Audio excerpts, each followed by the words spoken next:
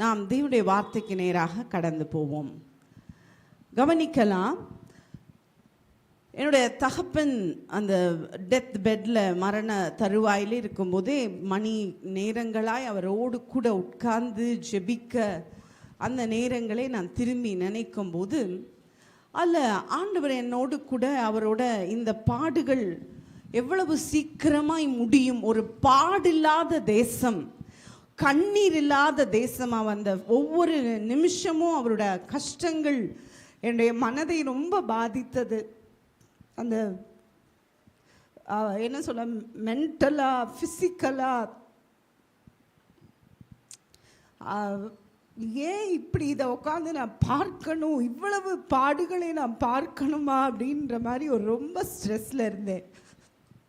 அந்த வலியோடு ஒரே ஒரு சொட்டு தண்ணீர் குடிக்க முடியாமல் அப்படியே ஒரு ரொம்ப ட்ரைனஸ், அப்படியே உடம்பு முழுவதும் வாடி எந்த ஃபுல்லாக பெயினில் இருந்தாங்க. அந்த வலியை அவருக்கு சொல்ல முடியல. அப்படிப்பட்ட நேரங்கள் இருக்கும்போது ஆவியானவர் என்னோடு கூட இந்த பாடுகள் இல்லாத ஒரு தேசம் இருக்கிறது, அது ஒரு நொடியிலே இந்த எல்லா ஒரு நிமிஷத்தில் ஒரு சின்ன பிள்ளை போல அவர் அந்த இடத்துல இந்த வலி இல்லாமல், இந்த வயதின் எந்த பாதிப்பும் இல்லாமல் முடவன் மானை போல துள்ளுவான் அப்படின்னு பைபிள் சொல்லுது. அந்த அந்த அக்கறை தேசம், இன்னொரு தேசம் நமக்கு இருக்கிறது.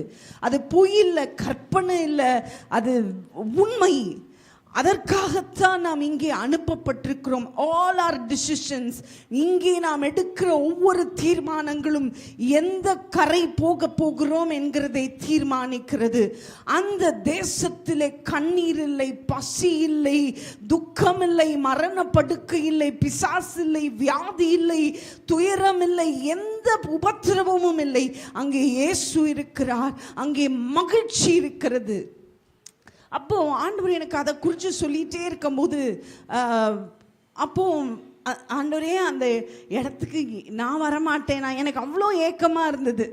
அந்த இடம் இந்த உலகத்தின் இந்த பாரங்கள்லாம் சுமந்து டயர்டாக இருக்கும். ஆண்டவரே, எங்கள் அப்பா இன்னும் கொஞ்ச நாள் அங்கே வரப்போகிறாங்க, ஆனால் எனக்கு இன்னும் எவ்வளோ நாளோ, அப்படி தான் எனக்கு ரொம்ப கஷ்டமாக இருந்தது. அப்போ ஆண்டவர் என்னோட பேச ஆரம்பிக்கும் போது, பரலோகம் மாத்திரம் அக்கறை உள்ள தேசம் இல்லை, இந்த உலகத்திலும் ஐ ஹாவ் another shore. இந்த உலகத்திலும் அப்படிப்பட்ட பாடுகள் இல்லாத, கண்ணீர் இல்லாத, பசி இல்லாத, பிசாசு இல்லாத ஒரு கரை இருக்கிறது.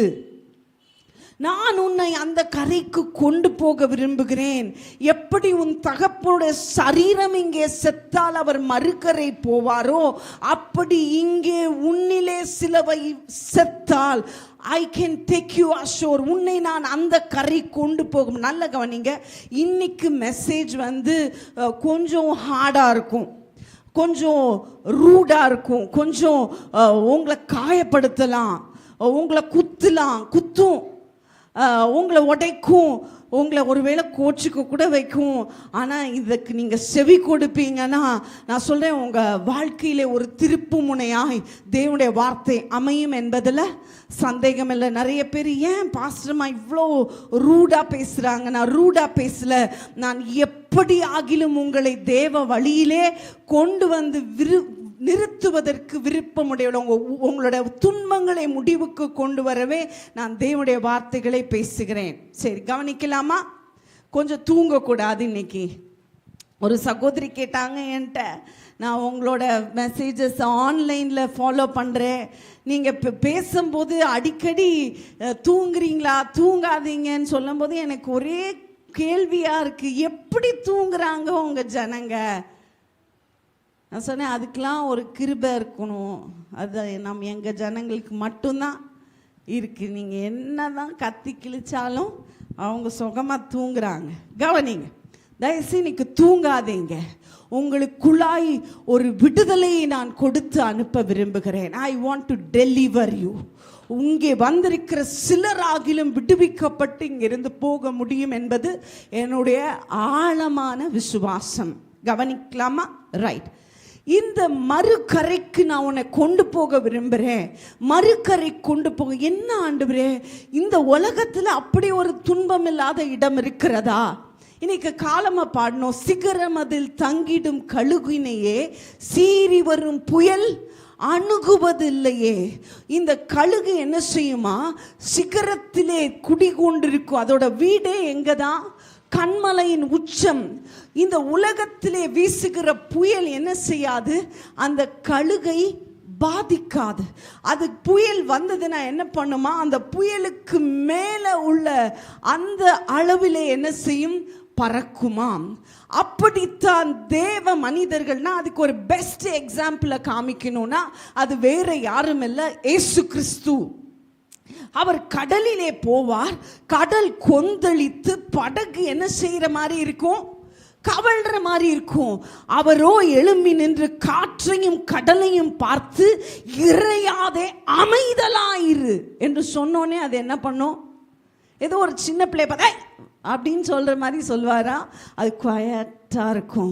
மரணத்தை பார்த்து, மரணத்தை இயேசுவின் நாமத்தினால அந்த இடத்துல அவரால் நிறுத்த முடியும்.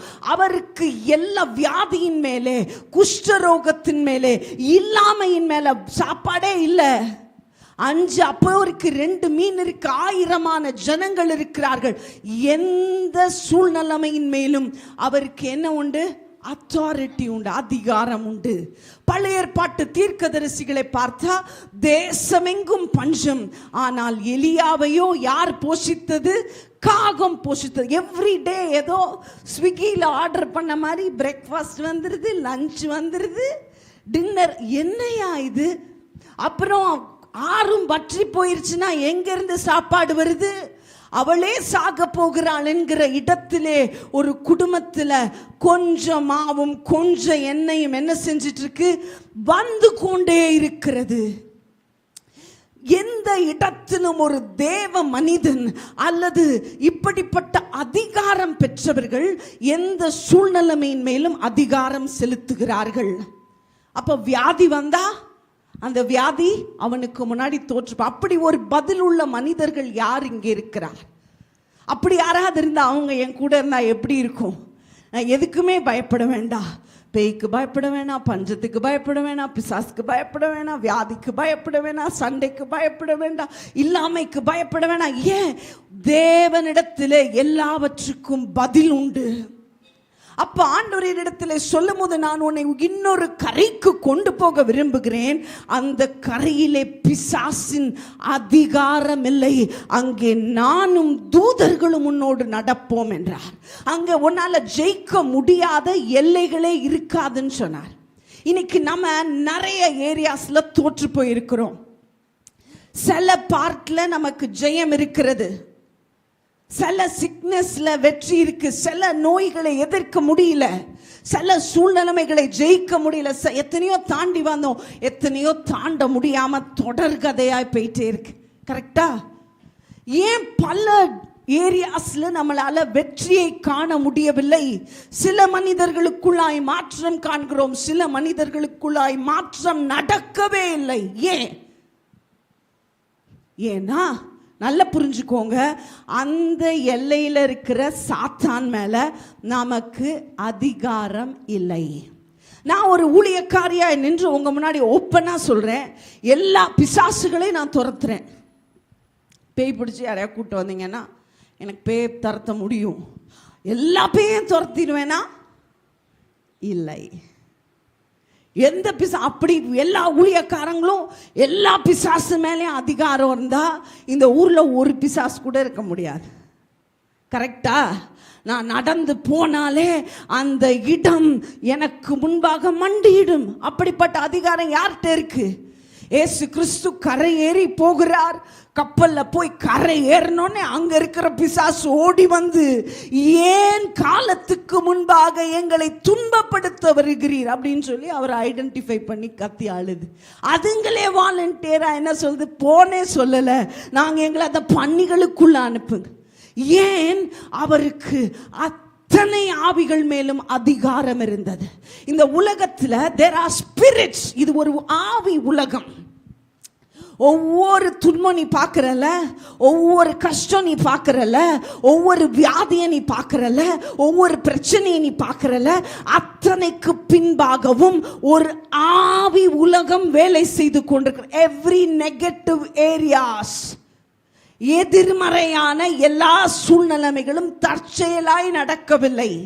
விபத்துக்கள் தற்செயலாய் நடக்கவில்லை. வியாதி தானாய் வரவில்லை. கடன் தொல்லை ஏதோ ஒரு காரியத்தினால் வரவில்லை. இவைகளுக்கு பின்பாக அந்தகாரம், அசுத்த ஆவிகள் கிரியை செய்கிறது. வீட்டிலே பிள்ளைகள் தானாய் முரட்டாட்டம் செய்யவில்லை. இவைகளுக்கு பின்பாக ஒரு அந்தகாரம் வேலை செய்கிறது. ஏன் வீட்டுக்குள்ள சமாதானம் இல்லை? ஏன்? எவ்வளவோ போராடி பார்க்குறேன், கேட்குறதெல்லாம் வாங்கி கொடுத்து பார்க்குறேன், கேட்குறதெல்லாம் செஞ்சு கொடுத்து பார்க்குறேன், என்ன பண்ணாலும் மாற்ற முடியலை. ஏன்? ஏனென்றால் அந்த காரியத்திற்கு பின்பாக இருக்கிற ஆவியை ஜெயிக்கிற அளவுக்கு உனக்கு என்ன இல்லை? அது ஏன் இல்லை? அதைத்தான் இந்த காலமாக பேச போகிறேன். நல்லா கவனிங்க. நான் கடந்த வாரத்திலே லாஸ்ட் டைம் ஒரு வாரத்துக்கு முன்பாக பேசின வார்த்தைகளை நினைவு கூர்ந்திருப்பீர்கள். ஆனால் ஒரு மனிதனை அவனுடைய நேச்சர், அவனுடைய கேரக்டரை வச்சு என்ன செய்யாதீங்க, இவன் இப்படித்தான் சொல்லாதீங்க.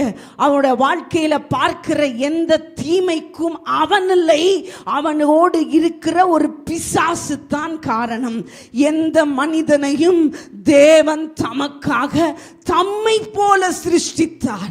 அவனுக்குள்ள நீங்க ஒரு நன்மையை பார்த்தீங்கன்னா உண்மையாலே அதுதான் அவன். ஆனால் அவன் வாழ்க்கையில் இருக்கிற இவ்வளவு தீமைக்கும் காரணம் யார்? பிசாசு. ரைட். அப்போ அந்த பிசாசு எப்படி வந்துச்சு அப்படின்னு நான் போன வாரத்தில் பேசும்போது தீர்மானங்களினாலே வந்ததுன்னு உங்களோட பேசினேன். நீங்க நினைவில் வச்சிருக்கீங்களா எனக்கு தெரியல. டிசிஷன்ஸ், வாழ்க்கையிலே தேவனை விட்டு தேவனை மறந்து எடுக்கிற தீர்மானங்கள் தான், தேவனை வேண்டாம் அல்லது தேவனை தள்ளி எடுக்கிற தீர்மானங்கள் தான் வாழ்க்கைக்குள்ள என்ன கொண்டு வரும்? பிசாசு. இன்னைக்கு காலமா நான் உங்களோட பேச போகிற காரியம் என்ன? ஆண்டவர் சொன்னார், என்னை விசுவாசிக்கிறவன் என்னிலும் பெரிதானவைகளை செய்வான்.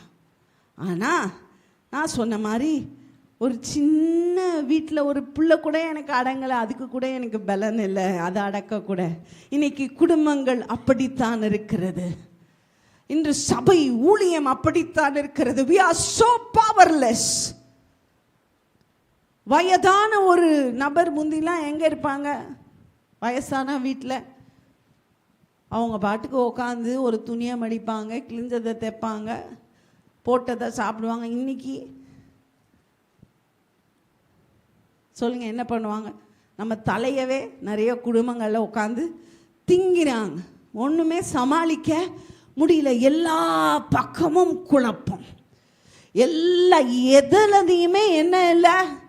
சமாதானம் இல்லை. ஏன்? எவ்வளவு நேசித்து திருமணம் செய்த திருமண வாழ்க்கைகளும் தடுமாறுகிறது. எல்லா ஏரியாஸ்லையுமே பிரச்சனை. ஏனென்றால் அங்கே சில அசுத்த வல்லமைகள் இருக்கிறது என்று சொன்னேன். அந்த அசுத்த வல்லமைகளை மேற்கொள்றதுக்கு உனக்கும் எனக்கும் என்ன இல்லை? அதிகாரம் இல்லை அப்படின்னு சொன்னேன். அதுக்கு மேலே உனக்கு அத்தாரிட்டி இல்லை. ஏன் அத்தாரிட்டி இல்லை? ஏன் அதிகாரம் இல்லை அப்படின்னா அதுக்கு இன்னொரு வார்த்தையாக உங்களுக்கு புரிகிற மாதிரி சொல்லணும்னா கவனிங்க. இப்போ டானிகா இங்கே வா, கம் கம் சீக்கிரம். இப்போ டானிகா நான் ஜெயிக்கணும், சரியா? டானிகாவை நான் ஆண்டவருக்குள்ளே நடத்தணும், ரைட். ஆனால் என்ன சொன்னாலும் டானிகா கேட்க மாட்டேங்கிறா. அவள் சொல்கிறது தான் சொல்கிறா, அவள் நம்புறது தான் நம்புறா. எனக்கு என்ன பண்ணனே தெரில. ஏன் நான் இவ்வளவு ஜெபித்தும் இவ்வளவு சொல்லியும் இவ்வளவு போராடியும் இவ்வளவு நாட்களாய் வருஷங்களாக காத்திருந்தும் அவளுக்கு பின்பாக இருக்கிற பிசாசை என்னால் ஜெயிக்க முடியலன்னா நன்றாய் புரிந்து கொள்ளுங்க, அவளுக்கு பின்பாக இருக்கிற பிசாசு எனக்கு பின்பாகவும் இருக்கிறது. நன்றா போறேன். இன்னைக்கு நான் பேசுற வார்த்தை உங்களுக்கு ஒரே புதுசா இருக்கலாம். ஆனால் தான் இயேசு கிறிஸ்து சொன்னார், பிசாசால விரட்ட முடியாது. பிசாச விரட்டுறதுக்கு தேவ ஆவியினால தான். நான் தான் தேவ ஆவியை பெற்ற மனுஷியாச்சே, ஏன் என்னால் அவக்கு பின்னாடி இருக்க பிசாச விரட்ட முடியல அப்படின்னா, நான் தேவ ஆவியினால் நிரப்பப்பட்ட நடத்தப்பட்ட மனுஷியா இருந்தாலும் I am still friendly. நான் அந்த அவக்குள்ள இருக்கிற பிசாஸ் கூட நான் நடக்கிறேன். அது என் கூட ஃப்ரெண்டா இருக்கு, அது என்கிட்ட பழகிட்டு தான் இருக்குது. போடா, தேங்க்யூ. இன்று அநேகரோடுன்னு சொல்றதை விட ஆல்மோஸ்ட் நம்ம எல்லாரோடையும் சில ஆவிகள் பரிச்சயமாய் பக்கமாய் இருக்கிறது. ஏன் இவ்வளோ பிரச்சனை? ஏன் இந்த பிரச்சனையில் இவ்வளவு சோர்வு? ஏன் இவ்வளவு ஜபம் வேலை செய்யல? ஏன் இவ்வளவு உபவாசம் கை கொடுக்கல? ஏன் இவ்வளவு கால காத்திருப்பு எதையுமே மாற்றல? ஏனென்றால் உனக்கு கூட அந்த ஆவிகள் இன்னும் குடிகொண்டிருக்கிறது. You live with it. அதற்கு விதிவிலக்கு நானும் இல்லை. நல்லா புரிஞ்சுக்கோங்க. அந்த பிசாசினுடைய தன்மைகள் எனக்குள்ளா இருக்கிறது. அதனால அது என் கூட நடக்குது. அது என் கூட நடந்துட்டு இருக்கு. அது மெல்ல, எனக்கே தெரியல. நான் நல்லா ஜெபம் பண்ணிட்டு தான் வெளியே வரேன். நான் வெளியே வந்தோடனே அது நல்ல பிள்ளை மாதிரி என் கூட பக்கத்தில் வந்து அப்படியே நிற்குது. அது நான் பார்க்கல, அதுக்கு தெரியும், அதுக்கு எல்லா கண்ணும் இருக்கு. அதனால தான் நான் ஜெபம் பண்ணிட்டேன் இவ்வளோ நேரம்னு சொல்லிட்டு வெளியே வந்து வீட்டுக்கார்ட்ட பேசும்போதே என்ன செய்கிறாரு? வவ்வுன்னு கொலைக்கிறாரு. ஏயா இவ்வளோ நேரம் உனக்கா இவ்வளோ மண்டிட்டு ஜெபம் பண்ணேனே, கொஞ்சமாவது மாறினியா? இருக்கிறதுலையும் ஏன்னா அந்த வீட்டுக்காருக்குள்ள இருக்கிற பிசாசு என் ஜபத்தை மாத்திரம் பார்க்கல, என் கூட நிக்கிறதையும் பார்க்குது. புரியுதா உங்களுக்கு? நம்ம கூட சில ஆவிகள் வாழ்ந்து கொண்டிருக்கிறது. இதை சாக கொடுக்காமல், இவைகளை விட்டு வெளியே வராமல் நம்முடைய வாழ்க்கையிலே ஜெயமில்லை. இதை குறித்து நீங்க புரிந்து கொள்ள, நீங்க ஒரு விஷயத்தை தெரிஞ்சுக்கோங்க. ஏன் கூட ஒரு பிசாசு குடிகொண்டு இருக்கு. ஒன்னோ ரெண்டோ நிறையாவோ தெரியாது, எத்தனை என்னென்ன வகைன்னு. ஆனா இருக்கு. எப்படி இருக்குன்னு நான் சொல்றேன். அதுக்கான சயின்ஸ் என்ன, அதுக்கான அடையாளங்கள் என்ன என்பதையும் நான் உங்களுக்கு காமிக்க போறேன். ஆனா ஒரு விஷயம் மாத்திரம் நீங்க நல்லா தெரிஞ்சுக்கணும். பிசாசு வந்துருச்சுன்னா, கூட இருந்துச்சுன்னா, வேதம் சொல்லுகிறது திருடன் திருடவும் கொல்லவும் அழிக்கவுமே அன்றி வேறொன்றுக்கும். அவர் ரொம்ப நல்ல பிசாசுன்னா ஒரு பிசாசு இல்லை. அவன் வந்தா கெடுக்காம உடைக்காம முடிக்காம போக மாட்டான். அப்போ நான் போன வாரம் இன்னொருத்தருக்குள்ள இருக்கிற பிசாசை எப்படி டீல் பண்ணுன்னு காமிச்சேன். இந்த வாரத்தில் எனக்குள்ளா இருக்கிற அல்லது என்னோடு நடக்கிற பிசாசை அடையாளம் கண்டுபிடிக்கவும் அவனை விரட்டுவதற்கும் நான் என்ன செய்யணும் என்பதை உங்களுக்கு காமிக்க போறேன். It's so true that I am a godly woman. நான் ஒரு பரிசுத்தமான தேவனுடைய மனுஷி என்பது, ஒரு ஊழியக்காரி என்பது உண்மையிலே உண்மை. ஆனாலும் என்னோடு கூட சில அசுத்த ஆவிகள் நடக்கிறது என்பதும் அதனோடு கூட உண்மை. புரியுதா உங்களுக்கு? தூங்க ஆரம்பிச்சிங்கன்னா மெசேஜை க்ளோஸ் பண்ண வேண்டியதான். விழிப்பா, கண்ணை மூடிலாம் யாரும் மெசேஜ் கேட்க வேணாம். நல்ல விழிப்பாய் அந்த சாத்தான் தான் தூங்க வைக்குது. தூங்க விடாதீங்க. உங்களை எழுப்புங்க, பிசாசே நீ தான் தூங்குற, நான் தூங்கலை அப்படின்னு சொல்லுங்க. நம்ம வாழ்க்கையில் செய்கிற தப்புக்கெல்லாம் நம்ம நிறைய நேரம் குற்ற உணர்வாகி, நான் ஏன் இப்படி பேசுகிறேன், ஏன் இப்படி செய்கிறேன், ஏன் இதை விரும்புகிறேன். நான் உண்மையாக சொல்கிறேன், அது நீ இல்லை, உன்னோடு நடக்கிற பிசாஸ். உன்னுடைய வாஞ்சையெல்லாம் தேவன். ஆனால் தான் தாவீது சொன்ன, மான்கள் நீரோடைய வாஞ்சித்து கதறுவது போல என் ஆத்துமா தேவனே உம்மை வாஞ்சித்து மை சோல் லாங்ஸ் for. உண்மையிலே ஒவ்வொரு மனிதனுக்குள்ளாயும் இருக்கிற ஏக்கம் அவனை உண்டாக்கின கடவுள் பேரில் தான். ஆனா அதுலேருந்து உன்னை திருப்புறதுக்கு பல பிசாசுகள் வேலை செய்யுது. ரைட், இப்போ நான் 3 வகையாய் நம்முடைய நிலைகளை பிரிக்க போகிறேன். 3 டைப் ஆஃப் லைஃப் ஸ்டைல். நம்ம லைஃப்குள்ளார எப்படி இந்த பிசாசு, நம்மளாம் ரட்சிக்கப்பட்டவங்க தானே, அபிஷேகம் பெற்றவங்க தானே, அந்நிய பாஷை பேசுகிறவங்க தானே, நம்ம வாழ்க்கைக்குள்ளார என்னென்ன ஏரியாஸில் எப்படி பிசாசு உள்ள வர முடியும், எப்படி ஆக்சஸ் ஆகுது, கதவு எங்கே இருக்கு, அதை தான் நான் இன்னைக்கு காமிக்க போகிறேன். கேட்க விரும்புறீங்களா? ஆமென். முதல் சாரா, the first type of Christians, the lying Christians or the compromising Christians, பொய் கிறிஸ்தவர்கள் அல்லது வைராக்கியமற்ற கிறிஸ்தவர்கள் என்று நான் முதல் டாபிக் கொடுக்குறேன். பிசாசு எப்போ என் லைஃப்குள்ளே வர முடியும்? கவனிங்க. கிறிஸ்தவம் நீர்த்து போன இந்த பழைய சோத்துல இருந்து என்ன வரும் வெளியே? நீங்கள் தண்ணி ஊற்றி வைப்பீங்க, ஆனால் அதுக்குள்ளே இருந்த ஒரு தண்ணி வெளியே வரும். ரைஸில் நீங்கள் தண்ணியை ஊற்றலைன்னா அடுத்த நாள் தானாக தண்ணி ஊற்றின மாதிரி நீர்த்து போயிருக்கும். அப்படி நீர்த்து போன பதத்த நிலையிலே ஒரு வைராக்கியம் இல்லாத, ஆண்டவர் சொன்னது போல அனலும் இல்லாத குளிரும் இல்லாத கிறிஸ்தவர்கள். அதனால தான் போன வாரம் கேட்டோம், பவுல் அத்தனை பட்டணத்திற்கு போகும்போது அவர் என்னவானாராம்? அவருடைய ஆவியில என்ன வந்தது? அந்த விக்கிரகங்களை பார்த்த உடனே வைராக்கியம் வந்தது. ஆவியில என்ன வந்தது? இன்னைக்கு நமக்குள்ள என்ன இல்லை? வைராக்கியம். எஸ்ஸோ காம்பரமை. இதெல்லாம் ஆண்டவருக்கு என்ன நினைப்பாரா? இதெல்லாம் அவருக்கு தெரியாதா? இன்று அநேக கிறிஸ்தவருடைய வாழ்க்கையின் தீர்மானங்கள், நல்ல கவனிங்க, கடவுளா உலகமா, கடவுளா படிப்பா, கடவுளா குடும்பமா, கடவுளா சொத்தா, கடவுளா பெருமையா, இப்படி நீங்க ஒவ்வொரு ஏரியாலையும் உங்க வாழ்க்கையின் பிரதானமான தீர்மானங்களை is it God or something அப்படின்னு உங்களை கேட்டா, ஒவ்வொரு முறையும் ஒரு நீர்த்து போன கிறிஸ்தவன் கடவுளை விட்டு விட்டு மற்றதையே தேர்ந்து கொள்வான். அவனுக்கு கடவுளை விட இந்த உலகத்தின் மேன்மைகள் பெரியது. ஏன் ஆண்டவருக்கு இது தெரியாதா? ஆண்டவருக்கு இது புரியாதா?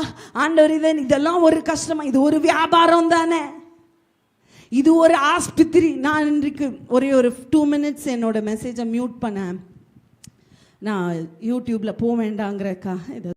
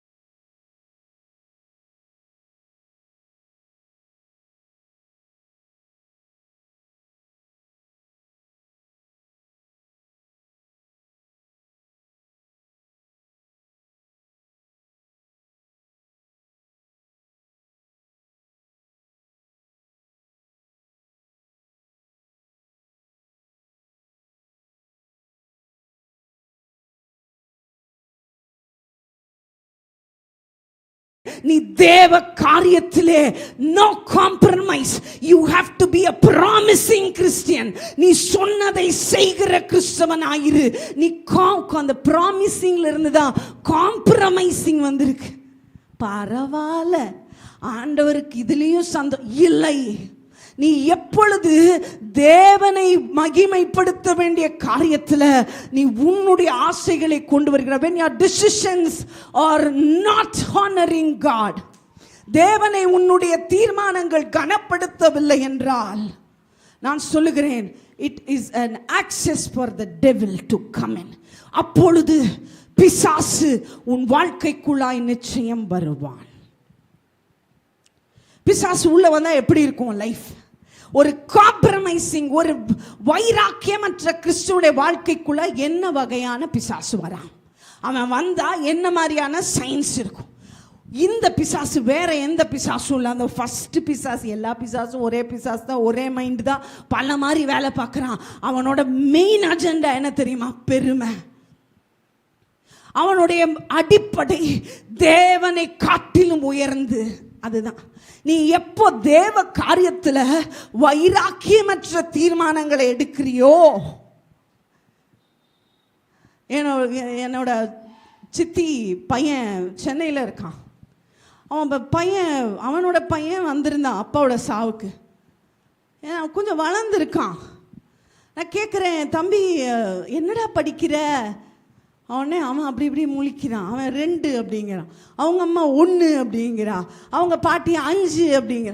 என்ன நடக்குது இந்த குடும்பம்? நாங்கள் உடனே இந்த பையன் ரொம்ப மக்கு பையன் போல இருக்கு, இவனுக்கு படிப்பு வராது போல இருக்கு, என்னமோ பிரச்சனை போல இருக்கு, இப்படிலாம் நினச்சிட்டு இருக்கிறோம். ஆனால் கல்றையில் அடக்கம் பண்ணுறதுக்கு அப்பாவை உள்ளே போட்டுட்டு உப்பை தூக்கி உள்ளே போடுறாங்க. அவன் சயின்ஸை அப்படியே சொல்கிறான். என்ன காரணத்துக்காக இவங்க இந்த சால்ட்டை இதுக்குள்ளே போடுறாங்க?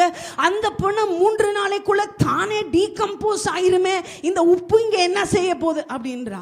என்னடா இவன் 1 படிக்கிறானா, 2 படிக்கிறானா, 5 படிக்கிறானா, என்ன படிக்கிறான்? அப்புறம் தான் கதை தெரியுது. அவங்க அப்பா சொல்றான், என் பிள்ளைய நான் பள்ளிக்கூடமே அனுப்பலை, என் பிள்ளைய நான் பள்ளிக்கூடம் அனுப்ப மாட்டேன். இயேசு கிறிஸ்து வருகைக்கு நானும் என் குடும்பமும் ஆயத்தமாகணும். நான் ஸ்கூல்ல அனுப்பி என் புள்ள போய் இந்த உலகத்தை படிச்சு திருக்குறள், திருவள்ளுவர் திருக்குறள்ல என்ன சொன்னார்னு படிக்கணும்னு அவசியம் இல்லை. நான் ஒரு தகப்பனா உட்காந்து என் பிள்ளைக்கு சாப்டரா இந்த வார்த்தையை சொல்லி கொடுத்துட்டு இருக்கேன். வெளியே சொல்ல முடியுமா? இதை சொன்னா இவனை மாதிரி மென்டல் யாரும் இல்லைன்னு சொல்லுவான். நான் சொல்லுகிறேன், ஒரு தேவ பிள்ளைக்குள்ளாய் தேவனை குறித்த வைராக்கியம், நீர் எனக்கு ஒரு குமாரனை தந்தால் அவனை உமக்கே தருவேன். அதான் அன்னாளோட பொருத்தனை. அதுக்கு என்ன பிரதிபலன் சொல்லுங்க?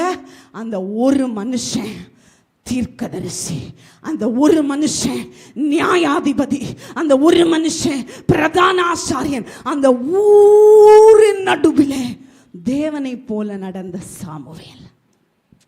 ஒரு கிறிஸ்தவனுக்குள்ள வைராக்கிய வாழ்ந்த எத்தனை நாள் வாழ போறேன்? ஆண்டவருக்காக வாழ்றேன். உலகம் உலகம் உலகம்னு ஆண்டவரை விட்டு நான் வாழ்ந்த நேரங்கள் போதும். ஏன் ஒரு ஆளுக்கு என்னை நடத்த அவருக்கு வல்லமை இல்லையா? என்ன ஒரு தேவ பிள்ளைக்குள்ளார ஒரு காம்ப்ரமைசிங் நேச்சர் இருக்கக்கூடாது. ஒரு அக்கினி எரியணும், ஒரு தீ எரியணும்.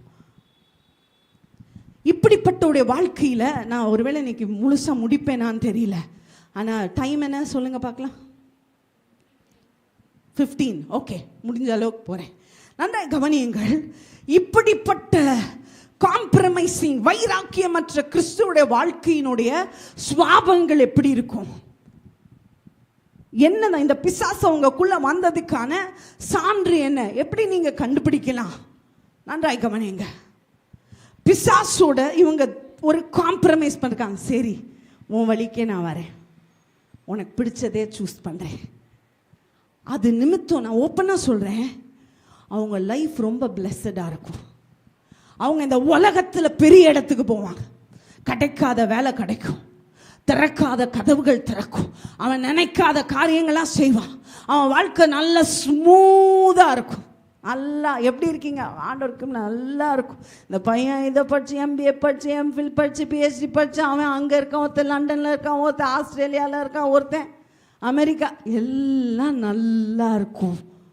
ஒன்று மட்டும் இருக்காது. என்ன இருக்காது சொல்லுங்க பார்க்கலாம்?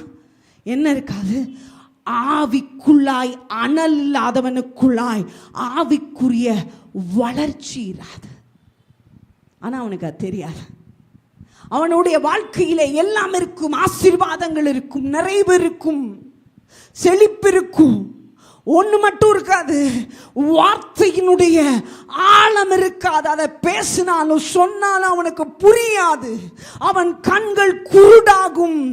அவன் எப்பொழுதும் கசப்பு நிறைந்தவனாய் மன்னிக்கும் தேவ சுவாபங்களிலே அநேகவற்றை நீங்கள் அவனிலே காண முடியாது. பெருமைக்காக புகழுக்காக அவன் ஓடிக்கொண்டிருப்பான். ஆனால் அவன் அதைத்தான் தேவ ஆசீர்வாதம் என்று சொல்லுவான். அது இல்லை. தேவ ஆசீர்வாதம் உலகத்தின் பொருட்கள் இல்லை. How deep you can have a relationship with Jesus. தேவனோடு எவ்வளவு ஆழமாய் நடக்கிறாய், எவ்வளவு உலகத்தை வேண்டாம் என்று தேவனுக்காய் நிற்கிறாய். அதெல்லாம் செய்ய முடியாது, மன்னிக்க முடியாது. He will be always bitter. எல்லாத்துக்கும் கோச்சுக்குவாங்க, ரொம்ப சென்சிட்டிவாக இருப்பாங்க, ரொம்ப பெருமையாக பேசுவாங்க. ஆண்டு அப்படி ஆசீர்வாதா, அதுக்கு ஆண்டவருக்கு சம்மந்தமே இல்லை. நல்லா இருக்கும்னுவாங்க. ஆவிக்குரிய வளர்ச்சியை நீங்கள் பார்க்க முடியாது. they'll be bitter, கசப்பு நிறைந்தவர்களாயிருப்பார்கள். அப்படிப்பட்ட கிறிஸ்தவர்களிடத்தில் நீங்கள் மன்னிப்பையோ அன்பையோ எல்லாத்துக்குமே ஒரு எல்லை இருக்கும். அதை தாண்டி அவங்களால மன்னிக்க முடியாது, நேசிக்க முடியாது, ஏற்றுக்கொள்ள முடியாது. மற்ற மனிதர்களிலே குறைவுகளுடைய வாழ்க்கையில் மிக பெருசாக இருக்கும். இதனுடைய எண்ட் என்னவா தெரியுமா இருக்கும்? ஒரு நாளில் பற்றி எரிந்தவன் இப்போ சொல்லுவான், அவங்க நல்லா பேசுகிறாங்க, ஏன் எல்லா இடத்துலையும் வார்த்தை தானே பேசுகிறாங்க, எல்லா இடத்துலையும். அவன் எங்கே போனாலும் ஆண்டவருக்கு நம்புவான். அவனுக்கு அந்த அனலைஸ் பண்ணுற அறிவு இருக்காது. ஒரு குளிர்ந்த சபைக்குள்ளார சந்தோஷமாக உட்கார்ந்துருப்பான். யாரு? ஆவியில் வைராக்கியம் இல்லாத கிறிஸ்தவன். உங்களை மாதிரியே சிலர் சொல்லுவாங்க, அந்த சிஸ்டர் கூட அந்த பாஸ்டர் கூட உங்களை மாதிரியே பேசினா. பெருமைக்காக இதை சொல்லலை, ஆனால் உண்மையிலேயே அப்போ அதை உட்காந்து யோசிப்பேன். இயேசு உன்னை ஆசீர்வதிப்பார், உன் கஷ்டங்களை தீர்ப்பார்னு 4 வார்த்தை சொன்னால் இங்கே உன்னை அடிக்கடின்னு கடிச்சு கொதர்னு கொதறுவேன். நீ உங்களை மாதிரியே அவங்களும். ஏன்? உனக்கு அந்த டிஃப்ரென்ஸ் தெரியாமல் போயிடும். எல்லாம் ஒன்று தான். அங்கேயும் நல்ல பாட்டு பாடுறாங்க. இருக்க இருக்க இருக்க உன் ஆவிக்குரிய நிலை குறைந்து நீ கடைசி மட்டும் ஆவியிலே வளர முடியாதவனாகி ஆண்டவர் மட்டும் கிருபை வச்சு 4 அடிய உதைய கொடுத்து பாடுகளை கொடுத்து உன உணர்த்தி திருப்புல நான் சொல்லுகிறேன். அப்படிப்பட்டவர்கள் நிச்சயமாய் பரலோகத்திற்கு போவது கடினம். It's so hard. போய் சொல்லலை. ஆவியானவர் எனக்கு கற்றுக் கொடுக்கிற காரியங்களை உங்களோடு பேசுகிறேன். கண்டினியூ பண்ணட்டா? டைம் சொல்லுமா? ஏன்னா நான் நிறைய ஓவர் டோஸ். 10:30 10:15 அப்பவே 10:15. நீங்கள் 25. எவ்வளோ நேரமாக பேசிட்டு இருக்கேன்?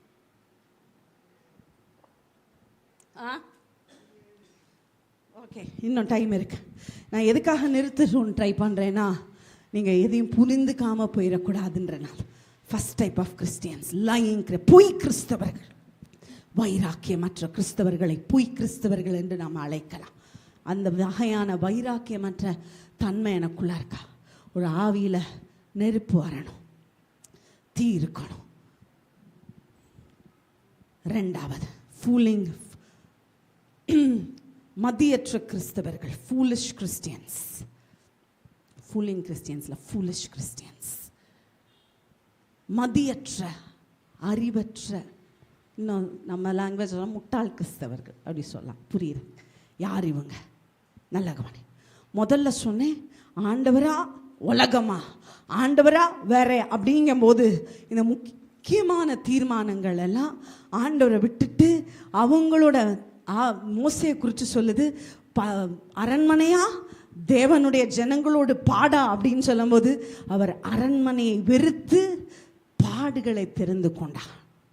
அதனால தான் அவ்வளோ பெரிய ஹைட்டு. நீ வைராக்கியமான கிறிஸ்தவனா மாறு. 2, நீ ஒரு முட்டாள் கிறிஸ்தவனா இருக்கிறதை வேதம் அங்கீகரிக்கவில்லை. நான் முட்டாள் கிறிஸ்தவர்கள் யார்? தினம் லைஃப்பில் நிறைய தீர்மானங்கள் எடுக்கிறோம். காலமாக சர்ச்சுக்கு வர எழும்பினதுலேருந்து எடுத்த முடிவு, பல்லு தேய்ச்சி குளிச்சு போகணுமா, குளிக்காமல் போகணுமா, என்ன துணி உடுத்தி போகணும், இந்த எல்லா டிசிஷன்ஸ்லையும் இன்றைக்கி நைட்டு தூங்குற வரைக்கும் என்ன சாப்பிட போகிறோம், எங்கே போக போகிறோம், எல்லா பல விதமான முடிவுகள். இன்றைக்கி விளையாட போகிறோமா, சர்ச்சில் வேலை செய்ய போகிறோமா, இப்படி பல டிசிஷன்ஸ் இருக்குது. ரைட்டா? இந்த தீர்மானங்களில் நன்றாய் கவனியுங்கள். அநேகருக்கு புரியாத அந்த மதியற்ற கிறிஸ்தவர்களாக நம்ம இருப்போம்னா நம்ம நினச்சிக்குவோம் நமக்குள்ளார ஒரு ஃப்ரீ வில் இருக்குது, நம்ம என்ன வேணால் முடிவெடுக்கலாம், அது நம்ம விருப்பம். நம்ம நினச்சிக்குவோம் என்னோட முடிவுக்கு ஆண்டவர் உடன்படுவார் என்று. நம்ம ஏபிசி எப்பயுமே இந்த ஸ்கூலில் எஸ் ஆர் நோ அப்படிங்கிற இதெல்லாம் பேட்டர்ன் ஆஃப் கொஸ்டினே இருக்காது. Choose the best answer. 1 2 3 இல்லை 4 கூட இருக்கும். இதில் 4ல் 1 டிக் பண்ணு.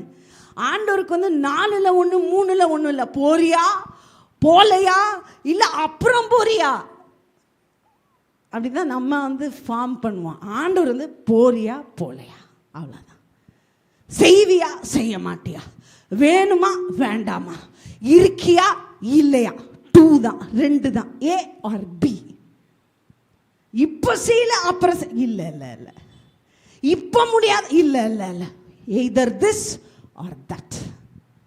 இந்த ஏபியில் ஆண்டவருக்கு இந்த நாளில் நான் என்ன செய்யணுங்கிற ஒவ்வொன்றையும் ஆல்ரெடி அவருக்கு பிரியமான தீர்மானங்கள் இருக்கிறது.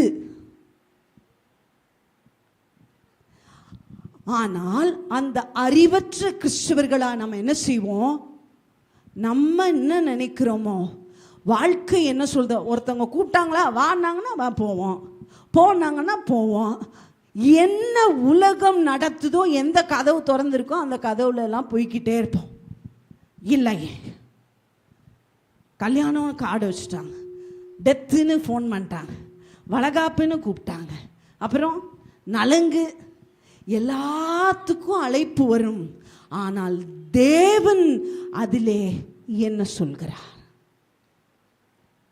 அதுல தேவ சித்தம் என்ன, இது ஆண்டோட தீர்மானமா இல்லையா? என் பிள்ளைங்க கேட்பாங்க எப்பயும், என்ன கேட்டாலும் நீங்க நான் ஜெபம் பண்ணி சொல்றேன். ஒரு ஹோட்டலுக்கு போனா கூட அது ஆண்டவர் சித்தம் இல்லை. என்னதாமா நீங்க நினைக்கிறீங்க? நான் சொல்லுகிறேன், இல்லை தேவ பிள்ளைகளே, உன்னுடைய வாழ்க்கையின் ஒவ்வொரு கட்டத்திலும் தேவன் உன்னோடு இருக்கிறார், இருக்க விரும்புகிறார். ஏனென்றால் நான் திரும்பவும் நினைப்பூட்டுகிறேன், இந்த உலகம் நீ பார்க்கிற மனிதர்களை காட்டிலும் அதிகமான ஆவிகள் நிறைந்த பூமி. நீ எல்லா இடத்திலும் பாதுகாப்பான இடமில்லை, எல்லா இடத்திலும் நீ பார்க்கிற தோற்றங்கள் இல்லை. தேர் ஆர் ஏரியா, சில எல்லைகளுக்குள்ளாய் நீ போனால் சில அசுத்த ஆவிகளின் தொல்லைகள் இல்லாமல் திரும்ப வர முடியாது. சில வேண்டாத இடத்துல போனா சில பிசாசுவும் கூட வந்தே ஆவான். சில செய்யாத, இதை வேண்டான்னு சொன்ன காரியத்தை செய்தால் நிச்சயமா, நான் திரும்பி சொல்றேன், ஆண்டவர் வைக்காத தீர்மானங்களை நீங்கள் தேர்ந்தெடுக்கும் போது there comes a spirit, ஒரு ஆவி உன்னோட அந்த நிமிஷத்திலிருந்து நடக்க ஆரம்பிக்கும். அது தன்னாலே போயிடும்னா போகாது. பிசாசு தானே போகுமா? அது ஒன்றும் அவ்வளோ முட்டாள் இல்லை. அதுதான் எப்போ எப்போ எப்போன்னு ஒரு பிசாசை உள்ள விட்டு, இன்னைக்கு காலமேந்து நைட்டுக்குள்ளார 10 தப்பான முடிவு எடுத்தனா 10 பிசாசுவும் கூட தான் இருக்கும். அதுக்கு என்ன மாற்று இல்லை? வாசிக்கலாம், ஒரே ஒரு வார்த்தையை வாசிப்போம். நீதிமொழிகள் 19:23 வாசிங்கள். நீதிமொழிகள் 19:23.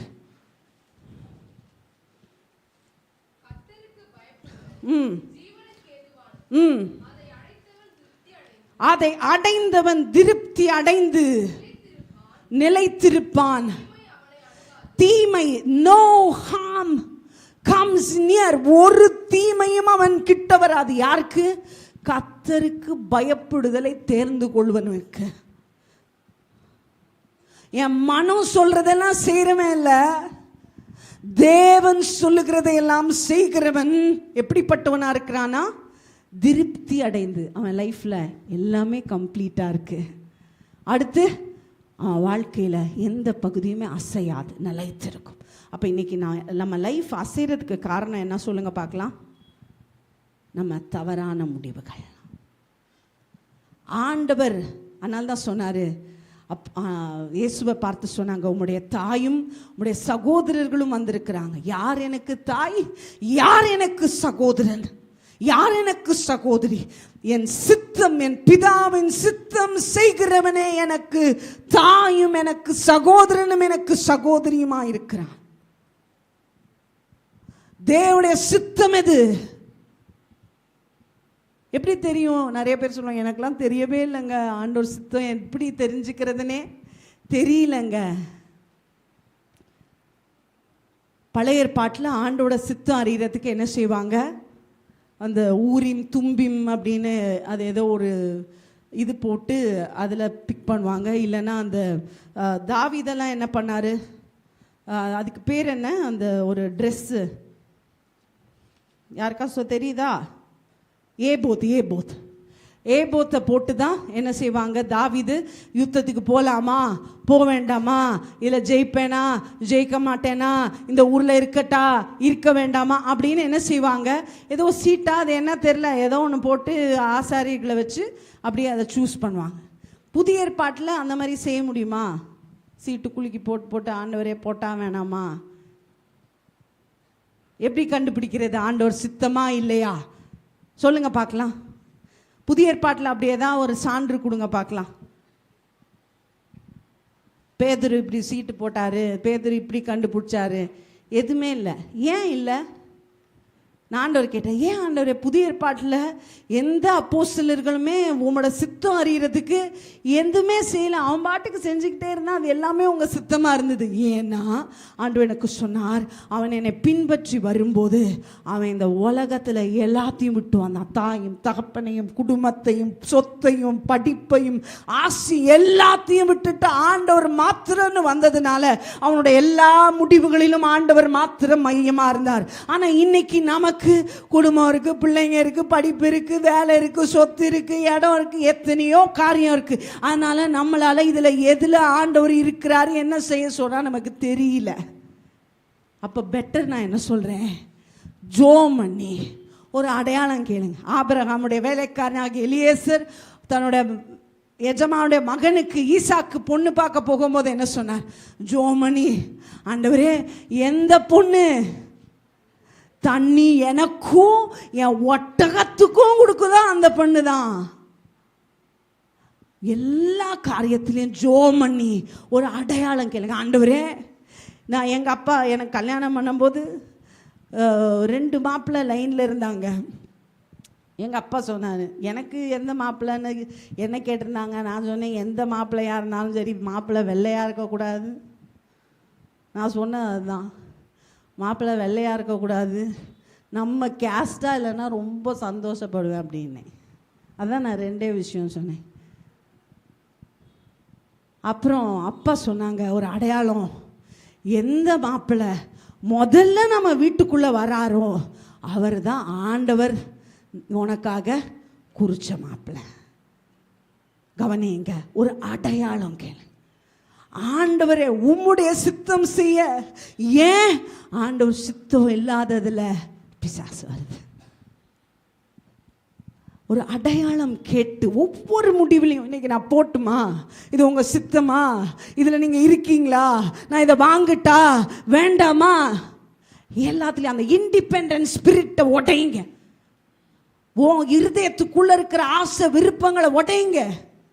இப்படிப்பட்ட காரியத்தில் சுயமா முடிவெடுக்கிறவர்கள் எப்படிப்பட்ட காரியத்தை செய்வாங்க, எப்படிப்பட்ட ஆவி அவங்க கூட இருக்கும்னு சொல்லி நான் முடிக்க போறேன். நல்ல கவனி. ஒரு ரொம்ப மோசமான ஒரு அசுத்த ஆவி இருக்கு. அந்த அசுத்த ஆவி வேற ஒன்றும் இல்லை, அதுக்கு பேர் லேசினஸ், ஸ்பிரிட் ஆஃப் லேசினஸ், சோம்பலின் ஆவி. நீங்கள் அதை குறித்து நீதிமொழிகளில் நிறைய படிக்கலாம். சோம்பலின் ஆவி. பெருமையின் ஆவியை குறித்து முதல்ல பேசினேன். ரெண்டாவது சோம்பலின் ஆவியை குறித்து சொல்கிறேன். இந்த சோம்பலின் ஆவி இந்த உலகத்தில் முக்காவாசி பேரை கூட வாழ்ந்துட்டே இருக்கு. அந்த சோம்பலின் ஆவி என்ன செய்யும்? பைபிள் சொல்லுது தூங்கி விழ பண்ணும். அறுப்பிலே தூங்கி விழ பண்ணும். அப்படின்னா செய்ய வேண்டிய நேரத்தில் செய்ய வேண்டியதை செய்ய விடாது. சோம்பல்னா அவன் எப்பயும் தூங்கிட்டு இருப்பான்னு சொல்ல, சோம்பேறினா அவன் எப்பயும் மெதுவாக நடப்பான்னு சொல்ல, தேவ காரியத்திலே சோம்பலாயிருப்பான். உலக காரியத்தில் வீட்டில் செய்ய வேண்டிய வீட்டை கொஞ்சம் க்ளீன் பண்ணோம். உனக்கு தெரியுமா எனக்கு எப்படி இடுப்பு வலிக்குதுன்னு? வீடு சாக்கடை மாதிரி இருக்கும். டூர் போகலாமா? போ. எத்தனை மணி நேரம்? 24 மணி நேரம் உட்காந்து பஸ் ஏறி ட்ரெயின் ஏறி, அதுக்கெல்லாம் எங்கள் இடுப்பு நல்லா ஸ்ட்ராங்காக இருக்குது. செய்ய வேண்டியதை செய்ய பிடிக்காது. சோறாக்குனியா? உனக்கு தெரியுமா நான் துணி துவைச்சேன்னா தெரியுமா? எந்த நேரமும் ஃபோனை வச்சுக்கிட்டு நல்லா கதை பேசிக்கிட்டு எதெல்லாம் செய்ய வேணும். நம்ம கடைக்கு போகணுமா ஒரே ஹாப்பி. வேண்டாத செய்யறதுக்கெல்லாம் நல்ல உற்சாகமாக இருக்கும். ஜோம் பண்ண சொல்லுங்களேன். 10 நிமிஷத்தில் 50 கொட்டாய் விடுற ஆள்லாம் எனக்கு தெரியும். நான் அந்த மாதிரி ஆளோட ஜோமே பண்ண மாட்டேன். ஜோம் பண்ண சொன்னால் தூக்கம் வரும். பாட்டு பாட சொல்லி பைபிள் படித்தா தூங்கி விழுந்துடும். வெட்டி கதை பேசுங்க, பொழுத போக்க போலான்னு சொல்லுங்க, அதுக்கெல்லாம் அவ்வளோ உற்சாகமாக இருக்கும் அந்த ஆவி. அந்த ஆவி சபையிலே அநேகருக்குள்ளாய் வாழ்ந்து கொண்டிருக்கிறது. சபையின் வாலிபர்களுக்குள்ளாய் வாழ்ந்து கொண்டிருக்கிறது. அந்த ஆவி ஜெபிக்க விடாது. ஜெபம் பண்ண உட்காந்துனே தூங்கும். இந்த ஆவியினோட ரிஃப்ளெக்ஷன் என்னவா இருக்கும் தெரியுமா? இந்த ஆவி, ஒரு சோம்பலின் ஆவி ஒரு மனிதனுக்குள்ளாய் இருந்தால் இந்த ஆவி உலக பொருட்களின் மேல் உனக்கு நாட்டத்தை கொடுக்கும். நீ வேண்டாத வாங்கிக்கிட்டே இருப்ப, உன்னால் வாங்காமல் இருக்க முடியாது. சாப்பிடாத சாப்பிட்டுக்கிட்டே இருப்ப, உன்னால் சாப்பிடாமல் இருக்க முடியாது. அது உன்னை எல்லாத்துலேயும் ரொம்ப என்ன சொல்கிறது, பெருந்திண்டியா ஒரு விஷயத்தில் ரொம்ப அளவுக்கு ஒரு ஆளுக்கு எத்தனை, ஒரு பர்த்டேக்கு எத்தனை துணி வாங்கலாம்? 1 வாங்கலாம். எல்லாத்துலேயுமே ஒரு பெரிய ஆள் வாங்கினா 4 புடவை தான் வாங்கினா, இப்படித்தான் எல்லாமே ஆடம்பரம், எல்லாமே பெரிய அளவு. வீட்டில் சோத்துக்கு வழியில் கடங்காரன்ட்ட பதில் சொல்ல முடியல. ஆனால் அதுக்குள்ளே அடுத்த பிளானுக்கு போயாச்சு, என்ன வாங்கிறது. இது ஒரு சோம்பலின் ஆவி. இந்த இருக்க கடனை தீக்கிறதுக்கு என்ன பண்ணன்னு தெரியல, அதுக்குள்ள அடுத்து வாங்குறதுக்கு கடனுக்கு போயாச்சு. இது ஒரு சோம்பலின் ஆவி. இந்த விதமான ஆவிகள் உனக்குள்ளாய் அதிகமான பசியை உண்டாக்கும், அதிகமான ஆசைகளை உண்டாக்கும். அடுத்து வாங்கணும் வாங்கணும், இதை செய்யணும் அதை செய்யணும். நான் சொல்லுகிறேன், இதற்கு அடிப்படை என்ன? தினம் தினம் உள்ள டிசிஷன்ஸில், ஒவ்வொரு நாளும் முடிவுகளில், ஆண்டவரே இப்போ எனக்கு தூங்குன மாதிரி இருக்கு, தூங்கிட்டா இல்லை இந்த காரியத்தை போய் செய்யிட்டா. ஆண்டவரே இப்போ கடைக்கு போகணும், போட்டா இல்லை கொஞ்ச நேரம் ஜோமன்ட்டா. எல்லா காரியத்திலும் ஆண்டவர் என்ன சொல்லுகிறார் என்பதை கேட்டு செய்யுங்க. முடிச்சிடலாம். கடைசி காரியத்தையும் மற்றதையும் அடுத்த வாரத்தில் உங்களோட நான் பேச விரும்புகிறேன். I don't want to load you. 2 ஆவிகளை குறித்து உங்களோட பேச